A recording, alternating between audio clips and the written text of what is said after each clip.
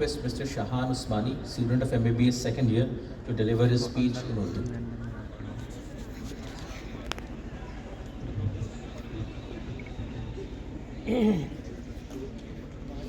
عزت مآب شیخ الجامعہ نعیمہ خاتون صاحبہ، معزز رجسٹرار محمد عمران صاحب، اساتذہ کرام، معزز سامعین، عزیز طلبہ و طالبات، السلام علیکم ورحمۃ اللہ وبرکاتہ۔ میں شاہان عثمانی آپ سب کو 76ویں یوم جمہوریہ کی پرخلوص مبارکباد پیش کرتا ہوں۔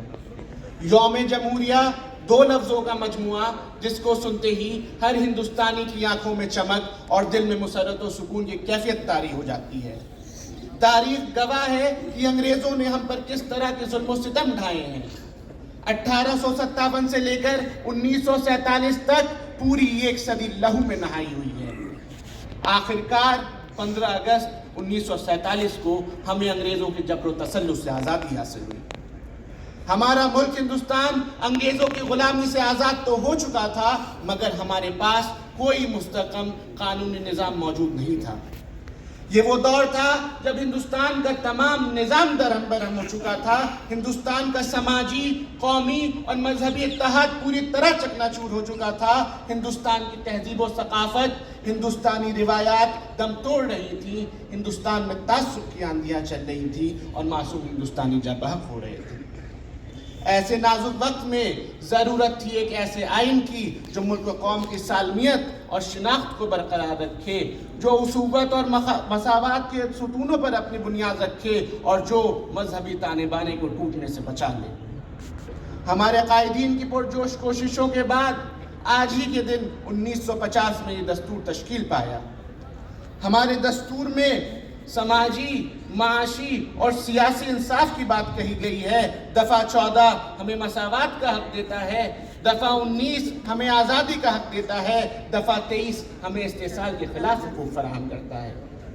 ہمارا دستور ہمیں ضمانت دیتا ہے کہ ملک کے کسی بھی حصے میں رنگ و نسل کی بنیاد پر، زبان کی بنیاد پر، ذات پات کی بنیاد پر، مذہب و قوم کی بنیاد پر کسی بھی طریقے کا امتیازی سلوک نہیں کیا جائے گا۔ معزز سامعین، یہ جمہوریت ہمیں بآسانی حاصل نہیں ہوئی ہے، بلکہ اس میں کئی اہم شخصیات کی قربانیاں شامل ہیں۔ بھگت سنگھ، اشفاق اللہ خان، مہاتما گاندھی، مولانا آزاد اور پنڈت جواہر لال نہرو چند ایسے نام جن سے ہم سب واقف ہیں۔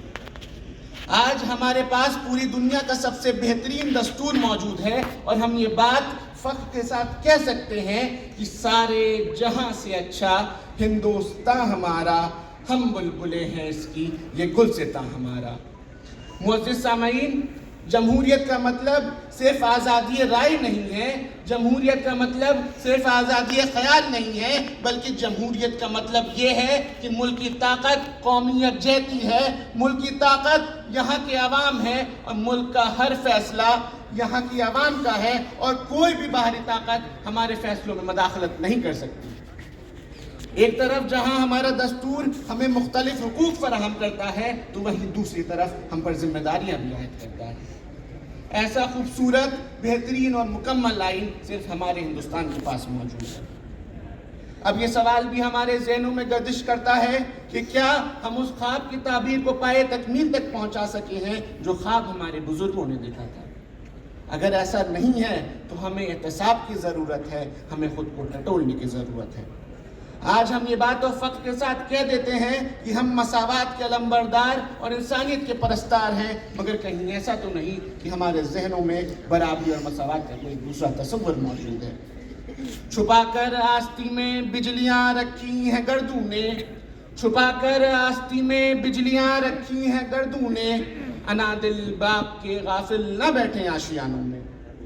تو عزیز سامعین، آج کے دن ہم خود سے عزم کریں کہ اپنے دلوں سے مفاد پرستی اور خود غرضی کو باہر نکال پھینکیں گے، ہمیشہ ایمانداری اور صداقت سے اپنی زندگی بسر کریں گے، اور جن طاقتوں سے ہمارے ملک کی سالمیت کو خطرہ ہے، جن طاقتوں سے ہمارے ملک کی فلاح و بہبود کو خطرہ ہے، ہم ان طاقتوں سے جمہوری اصولوں کی پاسداری کرتے ہوئے مقابلہ کریں گے۔ وطن کی ریت مجھے ایڑیاں رگڑنے دے، وطن کی ریت مجھے ایڑیاں رگڑنے دے، مجھے یقین ہے پانی یہیں سے نکلے گا۔ اب آخر میں طلبہ علی گڑھ مسلم یونیورسٹی سے میں یہی کہنا چاہوں گا کہ ہم تعلیم کے مختلف میدانوں میں آگے بڑھیں اور نہ صرف اپنے ادارے کا بلکہ پورے ملک کا نام عالمی سطح پر روشن کریں. ایک بار پھر میں آپ سب کو یوم جمہوریہ کی پرخلوص مبارکباد پیش کروں گا. یونان و مصر و روما سب مٹ گئے جہاں میں، اب تک مگر ہے باقی نام و نشاں ہمارا. کچھ بات ہے کہ ہستی مٹی نہیں ہماری، صدیوں رہا ہے دشمن دور زماں ہمارا. السلام علیکم.